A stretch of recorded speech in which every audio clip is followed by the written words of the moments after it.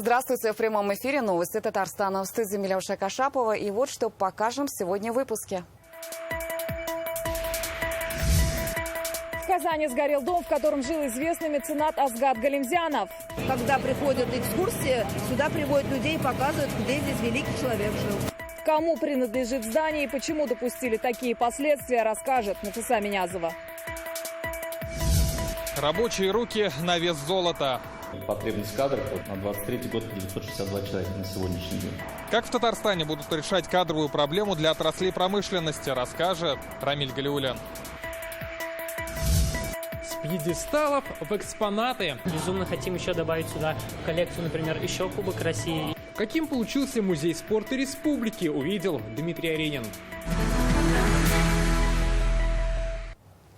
В Казани сгорел дом, где раньше жил известный меценат Азгат Галимзянов. Это была двухэтажная деревянная постройка на Межлаука. Как отметили в МЧС, загорелась сначала баня, затем огонь перекинулся на кровлю здания. Азгата Галимзянова не стало в 2016 году. Именно он стал прообразом памятника благотворителю под стенами Кремля. Всю свою жизнь помогал детским домам, а сам жил в бараке. Как получилось, что за домом известного мецената никто не смотрел, выясняла Нафиса Минязова.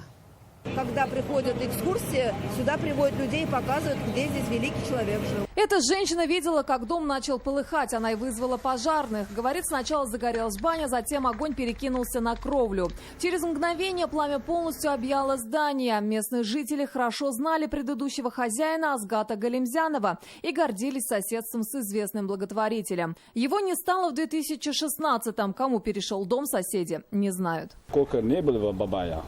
После Бабая бомжи появились здесь. Приходили, уходили, все. Они только ночью здесь появились. А днем вообще не было никого. Со слов Асхата Садыкова, по 7-8 человек часто ночевали в бане рядом с домом. Жители предполагают, что, пытаясь согреться, они развели огонь, который затем перекинулся на дом мецената. Добрые дела Азгата Галимзянова здесь помнят до сих пор. Раньше, когда-то мы колхозом торговали, да, сухофруктами, у нас возили сухофрукты туда лошадями. Это то время когда-то, во время Союза. Имя благотворителя знают далеко за пределами республики. Работая возчиком на Казанском колхозном рынке, он выращивал скот. На вырученные деньги подарил более 80 автобусов и машин детским домам. Помогал людям, пережившим трагедию Чернобыля, землетрясение в Армении, гибель подлодки «Курск». В родном селе в Апастовском районе за свой счет восстановил высохшее озеро, построил здание под детский сад, помог со строительством мечети. Азгат Галимзянов стал прообразом памятника благотворителю в самом центре Казани. Этот памятник у стен Казанского Кремля появился еще 15 лет назад при жизни самого Азгата Галимзянова. Фигура полностью повторяет черты его лица. Мужчина держит под узцы лошадь, а в телеге сидят дети. Скульптор заложила в этом особый смысл, будто благотворитель ведет детей в новую светлую жизнь. В 2016 году скверу на площади Тысячелетия присвоили имя Галимзянова, и практически каждый житель города помнит о его делах. Он всем нуждающим помогал, как смог, так и помогал. Он не для себя наживал, он все отдал, что он и машинами отдал, и вещами отдал, и деньгами отдал. Он помогал детским домам, очень хорошо, да, очень много о нем слышали. Он был хорошим человеком. Благотворитель, который покупал автобусы, по-моему, детским домам на свои деньги. Весь день здесь работали пожарные дознаватели. Говорят, есть угроза разрушения дома. И сегодня он вспыхнул вновь. В мэрии сообщили, здание принадлежит частному лицу. Статуса исторического наследия не имеет. Ни в момент тушения, ни во время разбора конструкции хозяин так и не появился. Нафиса Минязова, Адель Миндубаев, ТНВ, Казань. Татарстанцев ждут теплые выходные, сообщает Гидромедцентр республики. Сейчас большая часть европейской территории России, в том числе и наш регион, находится под влиянием обширного антициклона. Среднесуточные температуры воздуха оказались на 2-4 градуса выше многолетних значений. В ближайшие дни в Татарстане днем будет до плюс 24 градусов. В начале следующей недели, по предварительному прогнозу, теплая сухая погода сохранится. Лишь во вторник местами пройдут кратковременные дожди. Температура понизится до плюс 20. Казанцам есть где отдохнуть в эти теплые дни. На Голубых озерах Рустам Минниханов сегодня провел выездное совещание по дальнейшему развитию территории. 2 года назад на Большом Голубом стартовали работы по благоустройству. Укрепили берега, создали пешеходные дорожки, информационный павильон с кафе, реконструировали пешеходный мост, высадили деревья. Теперь планируют создать эко-ворота с туристическими сервисами и ограничить проезд машин. Для них появятся парковки. Второй важный вопрос – эко-реабилитация озер. Нагрузка в 120 тысяч туристов каждый год привела к ухудшению состояния водоема. Планируют восстанавливать уникальную флору и фауну. Рустам Минниханов назвал это приоритетной задачей. Мы бы хотели, чтобы не только заставлять и просить людей вести себя культурно на природных территориях, но и дать им определенные сервисы, чтобы им было комфортно. За год в Татарстане количество соискателей на одну вакансию уменьшилось в 2 раза. В первую очередь проблемы с рабочими специальностями. Дефицит кадров сегодня по следам послания Раисы Республики обсудили в торгово-промышленной палате. Напомним, накануне Рустам Минниханов подчеркнул, решение данной задачи должно быть системным. И начинать работу необходимо со школьной скамьи. С чем связан кадровый голод и какие механизмы решения предложили, услышал Рамиль Галиуллин. Дефицит кадров, он всегда есть. У Ленизы Резвановой своя мебельная компания. Говорит, с каждым годом искать работников становится все труднее. Сегодня нехватка от менеджеров до слесарей. Руководитель уже давно живет по принципу спасения утопающих, дело рук самих утопающих. Нужно уделять внимание молодым кадрам, то есть воспитанию кадров.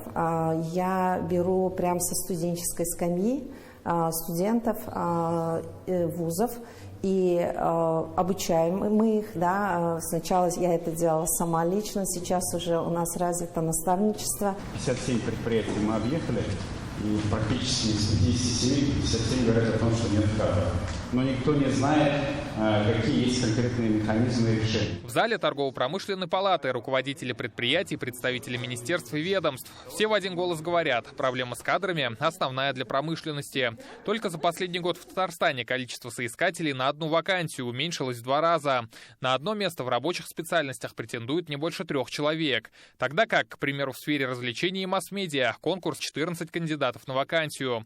По словам руководителя сервиса по найму персонала, виноваты и демографический кризис, и отъезд трудовых мигрантов, отток талантов за рубеж, а также частичная мобилизация и ковид. Наверное, 22 год отмечу, что большое количество предприятий пересмотрели свой подход относительно, в общем, так скажем, позиции рабочего персонала, женщина или мужчина. Поэтому в этом плане мы видели, какое большое количество запросов было на позиции производственных мощностей именно женщин.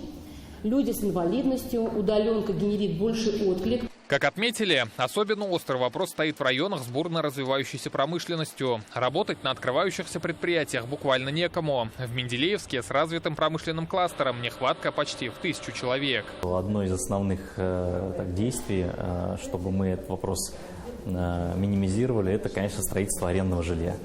Потому что без жилья мы не сможем привести сюда кадры. А у нас предприятия достаточно все успешные, активные, и вопрос, то есть люди готовы к нам приезжать из других регионов России и с СНГ. Но нужно создать условия для того, чтобы они сюда приехали. Кадровый вопрос остро стоит и в других регионах. В Нижегородской области несколько лет активно применяется механизм аутстаффинга. Проще говоря, заказчик может нанять в аренду чужих работников. Будучи оформленным на одном предприятии, специалисты внештатно работают на другом. Для этого есть 2 причины. Это, с одной стороны, нехватка кадров на самом предприятии, в том числе на выделенных специалистов, которые могут участвовать в подборе. И вторая история, конечно, это проблема с жильем. История механизма аутстаффинга в данном случае, когда аутстаффер берет на себя историю транспортной доставки, историю размещения, и историю, когда он, по сути, фонд оплаты труда берет на себя, безусловно, механизм для организации удобный. Для решения кадрового дефицита в промышленности участники предложили создать региональную программу с учетом лучших мировых практик. Руководитель агентства инвестиционного развития привела в пример Катар, где самый низкий уровень безработицы – 0,1%. Нельзя вот так вот тут, давайте там, каждое предприятие само, да, вот у нас там КАМАЗ сейчас строит арендное жилье, да, вот 5 новых домов. Вот сейчас Хайр, общежитие мы сдаем в этом году почти на 1000 мест, да, и так далее. То как бы каждый с миру по нитке, это, конечно, очень хорошо, но мы должны все вместе как-то вот собраться. И в этом смысле, мне кажется, что нам нужна какая-то региональная программа, обязательно с этим финансированием.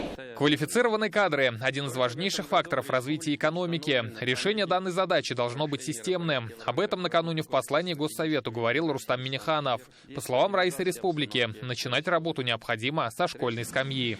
На протяжении последних лет наблюдается тревожный тренд уменьшения численности школьников, выбирающих ЕГЭ по естественно-научным направлениям по профильной математике, физике, химии.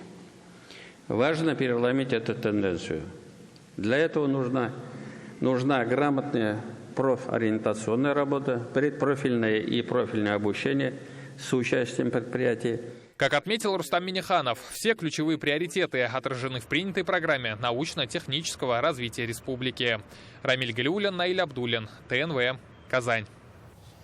В Казани сегодня прошла церемония одного из первых в стране посвящений в движение первых. Вожатые со своими отрядами встали в круги доверия и дали обещание бережно хранить память поколений, созидать во благо Родины и общества. Символ первых – целеустремленная единичка. Фирменный цвет – красный. Прямо как у советских пионеров. Только те носили галстуки на шее. Сегодня же на груди участников появились значки, а на руках – браслеты. Скоро у движения первых будет свой флаг, гимн и другая символика. Напомним, указ о его создании подписал президент России в июле прошлого года. По задумке движение станет таким же массовым, как пионерия, и соберет 20 миллионов ребят от 6 до 18 лет по всей стране. Отделения уже открыты во всех регионах. Посвящение, я его честно очень ждал. Я впервые их увидел на форуме в Тольятти. И вот он в Казани сейчас проходит, и это безумно круто. Я безумно рад. Движение единомышленников, движение тех людей, которые в постоянном поиске, им интересно развитие, но их объединяют ценности. Те ценности, которые привели вас сюда, я уверен, что через интересную, классную деятельность мы будем делать так, что наше движение будет становиться все сильнее и сильнее. Сын едва не оказался на улице. В Казани стало проблемой поступить в 10 класс. Как усилия по созданию в Татарстане условий для развития наиболее способных детей обернулись сложностями для менее способных. Читайте в интернет-газете «Реальное время». Сегодня на Акбарс-арене с участием Рустама Минниханова открылся обновленный музей спорта республики. Сюда он переехал из Дворца спорта. Регулярные свершения наших атлетов буквально не вмещались в старое помещение. Новое музейное пространство получило мультимедийное и интерактивное обрамление и название «Эффект спорта». Гости могут не только посмотреть на экспонаты на полках, но и проверить свои спортивные знания и навыки. Дмитрий Аренин подробно изучил новый музей и увидел эмоции спортсменов, чьи награды там представлены. Музей безумно красивый, мне очень понравилось. Коллекцию спортивных трофеев республики флорбольный клуб «Ирбис» в этом году пополнил Кубком России. Теперь он одним из первых открывается взору посетителей нового музея. Безумно хотим еще добавить сюда в коллекцию, например, еще Кубок России, еще в следующем году постараемся, и чемпионат России. Это, конечно, уникальная история, никто такого не сделал ни до нас, ни после нас. Теперь все вехи становления Татарстана как спортивного региона страны и Казани как ее спортивной столицы представлены на 2 этажах. Экспозицию вместе со спортсменами и тренерами сегодня осмотрел Рустам Минниханов. Может изменить жизнь не только спортсменов, но и всех жителей города и республики в целом. Экспозиция объединила более 250 спортивных реликвий Татарстана. Это и кубки, и медали, начиная еще с советских времен, спортивные формы, инвентарь, памятные фото с автографами чемпионов. Примечательно, что все это в мультимедийном обрамлении. Можно узнать историю великих побед и самому проверить свою сноровку, например, в борьбе на поясах. Спортсмены остались в восторге от современного антуража, в котором теперь будут пребывать их награды. Так скажем, отличный перформанс, спорт показать немножко с другой стороны, с медийной стороны, и показать не только артефакты, которые будут скучными, и, так скажем, порой запылившимися. Как отмечают Музей спорта республики, один из самых крупных и оригинальных в стране. Такого уровня, наверное, уникальный. Все-таки больше и в Москве, там, ну, в Москве большой, но это больше классическая такая история. Здесь очень много, видите, инсталляций. То есть мы так, другой немножко подход, более современный. Это будет пространство для всех наших профессиональных команд. Мы хотим здесь сделать различные встречи. После осмотра музея состоялась встреча спортсменов с Раисом Республики. В разговоре отметили, несмотря на санкции, спорт в Татарстане развивается. 907 человек входят в различные сборные страны. В этом сезоне наши атлеты выиграли около 1000 наград разного уровня. Ваши высокие спортивные результаты – мощный стимул для упорного труда 94 тысяч мальчишек и девчонок, которые занимаются в спортивных школах республики. Сегодня 60% татарстанцев систематически занимаются физической культурой и спортом. Данный показатель также и ваша заслуга. Рустам Миниханов вручил спортсменам и тренерам государственные награды и отметил, Татарстан и дальше будет совершенствовать спортивную инфраструктуру. Дмитрий Айринин, Лейсан Саитова, ТНВ, Казань. Сегодня Рустам Миниханов встретился с бильярдисткой, заслуженным мастером спорта Дианой Мироновой. Она самая титулованная бильярдистка за всю историю русского бильярда, как среди женщин, так и среди мужчин. Первая и единственная абсолютная чемпионка мира, обладательница Кубка чемпионов среди мужчин этого года. Рустам Миниханов подчеркнул, что гордится успехами спортсменки. Диана Миронова сообщила о желании провести в Татарстане мировое первенство. Рустам Миниханов поручил Минспорту внести предложение по организации. Очень приятно, что он так поддерживает спорт вообще в республике и каждому спортсмену относится с таким уважением. Я считаю, что спорт в республике Татарстан будет еще сильнее. В «Богатых собак» сегодня стартовали финал Кубка президента Федерации волейбола Татарстана среди промышленных предприятий и сельских районов. Их открыл президент Федерации волейбола Фарид Мухаммедшин. Он отметил символично, что в год столетия отечественного волейбола проходят такие игры. В этом сезоне участвовали 110 команд. В финал вышли 8. Это Татнефть, Татэнерго, Газпром, Трансгаз Казань, Казань Восток Сервис, сборные Алексеевского, Сабинского, Сармановского и Алькеевского районов. Инициированная 10 лет назад нашей федерации, вот эта история, она позволила практически в каждом районе нашей республики создать волейбольные клубы, волейбольные команды, мужские, женские. Еще очень хорошая инициатива, которая в республике реализуется, это школьная волейбольная лига. Мы привлекаем учащуюся молодежь практически в каждой школе нашей республики. Есть команды волейбольные.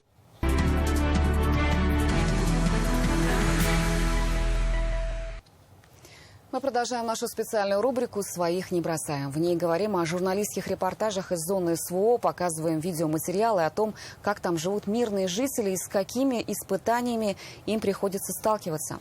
Сегодня репортаж «Известия» на кадрах последствия массированного обстрела, который ВСУ вели сегодня утром по жилому кварталу Новой Каховки Херсонской области. Серьезное разрушение получили сразу 4 многоквартирных дома. В результате обстрела погиб мирный житель, 15 человек пострадали. Россия продолжает специальную военную операцию по защите жителей Донбасса, потому что мы своих не бросаем. Если вы хотите помочь жителям Донбасса, то можете записаться на контрактную службу. Для военнослужащих и их семей предусмотрены материальные выплаты. Вся подробная информация есть на сайте Герои Татарстана. Детали можно уточнить, позвонив на горячую линию 117 или в военкоматах по месту жительства. В Зеленодольский район в краткосрочный отпуск прибыли 39 участников СВО. С 2 из них встретился глава района Михаил Афанасьев. Мужчины рассказали о службе, быте на передовой, помощи, которая необходима семьям военнослужащих. В свою очередь Михаил Афанасьев сообщил, в Зеленодольске создан фонд помощи семьям мобилизованных и ветеранам боевых действий.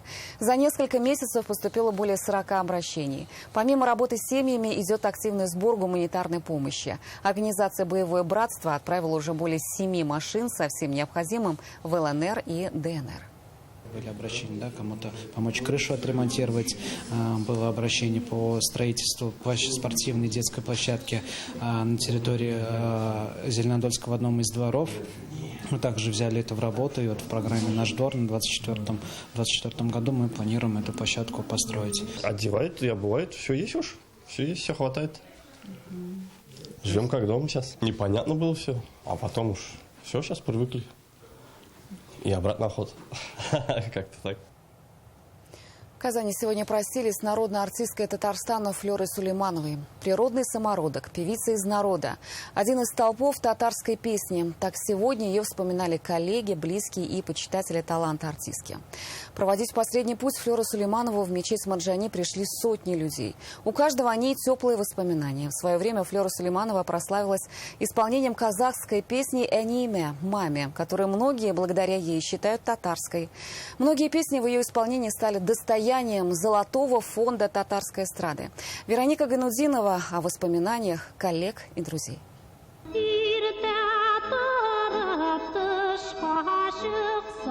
Душевность, выразительность и передача глубокого смысла лирики. Вот что отличало Флёру Сулейманову. Она возвращала зрителям полузабытые народные песни и всегда исполняла их в своей самобытной манере. Отмечают те, кто десятки лет выступал с ней на одной сцене. Пятничный день. Мечеть Марджани. Здесь сегодня деятели искусств, общественники, татарская интеллигенция, поклонники творчества Флёры Сулеймановой. Выдающаяся певица, живущая в сердцах людей, народ татарского народа.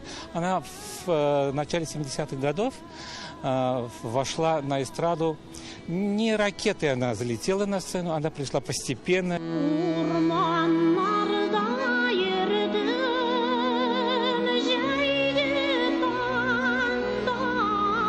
Путь на эстраду был долгим. Она переехала в Казань из Камского Устья в 16 лет и начала работать на валяльно-войлочном комбинате. Но уже занималась в хоре под руководством композитора Сары Садыковой. В 60-м году Флёра Сулейманова переезжает в казахстанский город Актюбинск, где начинает работать в местной филармонии. После в Ульяновской в 1970-м вернулась в родную республику. Флёра Сулейманова, она и являлась, и является примером для подражания для молодых артистов. Флёра Сулейманова по праву была одним из столпов татарской национальной вокальной культуры. Всю жизнь посвятила сцене, посвятила культуре, посвятила служению людям.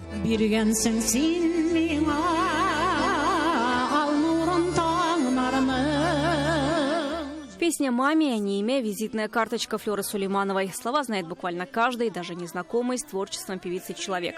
Песня написана казахским композитором, но все считают ее татарской. Уж очень душевно и так народно она звучала в исполнении Флёры Сулеймановой. Флёра Апай была одним из тех людей, которая сумела не просто поработать в Казахстане, но и внести казахскую культуру в Татарстан. Флёра Сулейманова была по-настоящему народной артисткой. На ее песнях выросло не одно поколение. Когда она на сцене выступала, этот зал вообще, кто плакал, кто вот видно же по лицу зрителей, как они воодушевляются. И вот сегодня во дворе сидят пожилые люди. Они же не зря пришли. Они пришли, наверное, проститься с ней и со своей молодостью.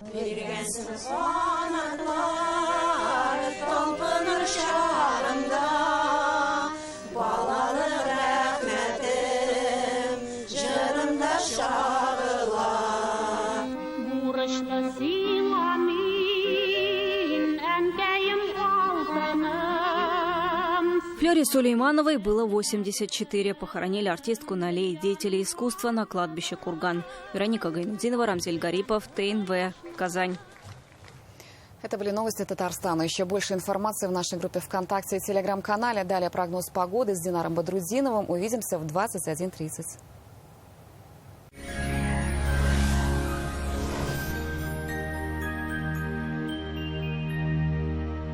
Здравствуйте, Исянмесис, в студии Динар Бадрудзинов. В Татарстане погода продолжает радовать нас теплом и солнцем. Изменится ли ее характер в выходные, расскажем через несколько секунд. Банк Аверс оказывает весь спектр банковских услуг для частных лиц и корпоративных клиентов.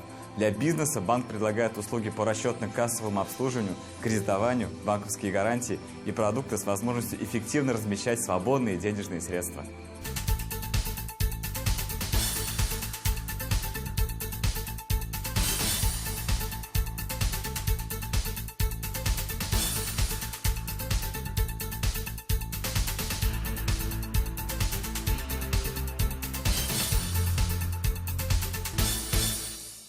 По данным сервиса Яндекс.Погода, в предстоящие сутки во всех районах республики прогнозируется комфортная погода. В Балтаси, Арске и Богатых Собах переменная облачность, без осадков. Температура ночью около 8, днем около 22 градусов тепла. В Буинске, Апастово и Тетюшек малооблачно. Ночью от 8 до 11, днем 21-22 градуса тепла. В Нурлатах, Чистополе и Черемшане облачно с прояснениями. Осадков почти не обещают. Лишь местами могут пролиться небольшие дожди. Ночью около 9, днем 22 градуса тепла. В Набережных Челнах, Акрызе и Менделеевске переменная облачность без осадков. Температура ночью до 10 градусов, днем также 22 градуса тепла. В Вознакаево, Урусу и Лениногорске днем 20-22 градуса тепла. Ночью будет около 10. Осадки не прогнозируются. На следующей неделе синоптики прогнозируют небольшое понижение температуры, а вероятность осадков возрастет. Поэтому ближайшие выходные стоит провести с пользой и удовольствием, например, в туристических центрах Татарстана. В Болгаре в предстоящие сутки будет переменная облачность, без осадков. Днем до 21, ночью до 11 градусов тепла. В Свияжске также без осадков, 22 градуса днем и 9 градусов ночью. В Елабуге также тепло и без дождей. Днем воздух прогреется до 22 градусов тепла. Ночью будет около 10. Санчи – сокровище китайской медицины. Дает энергию, укрепляет иммунитет, нормализует сон, способствует устранению головных болей и хронической усталости. Санчи – источник энергии и долголетия. 20 сентября в аптеках Фармленд на Санчи 20% скидка. Телефон для справок 8 92 72 36 71 75. Сайт sanchi.rf. Как в сказке «Озеро у дома». Зеленый сказочный бульвар. Моя мечта – не оторваться. Хочу квартиру в Алтын-Яр. Звоните 216 68 68. Алтын-Яр. Специализированный застройщик «Акташ и Двестрой» представляет жилой комплекс «Алтын-Яр» на берегу озера Средний Кабан. Прекрасный вид на акваторию озера, продуманные планировки квартир, благоустроенные дворы с ландшафтным дизайном и авторское оформление общественных пространств. Телефон 216 68 68. В Казани в субботу погода будет радовать. Весь день тепло и без осадков. Температура днем поднимется до 22 градусов тепла. Ночью будет около 11. Атмосферное давление выше нормы, 760 мм ртутного столба. Ветер северо-западный, умеренный. Влажность около 40%. Магнитное поле Земли спокойное. Это все о погоде. Я с вами прощаюсь. До встречи. Кеннерегес Умышлоболсон.